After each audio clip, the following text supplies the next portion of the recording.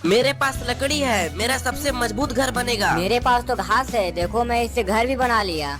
ये तो बेकार घर है। मेरा तो बढ़िया घर है, मैं तो जा रहा हूँ सोने। मेरे पास तो लकड़ी है, मैं भी जा रहा हूँ अपना घर बनाने। ये बन गया, क्या ही मस्त लग रहा है। वाह भाई, मेरा पास तो ईंट है भाई, थोड़ा हेल्प कर दो। अरे चलना, तेरा तो सड़ा हुआ घर बनेगा, अपना काम खुद कर। गाइस मेरा कोई मदद नहीं कर रहा है, लेकिन मैं तो बजरंगबली का भक्त हूँ। अगर आप लोग लाइक और सब्सक्राइब करोगे तो मुझे थोड़ा मोटिवेशन मिलेगा।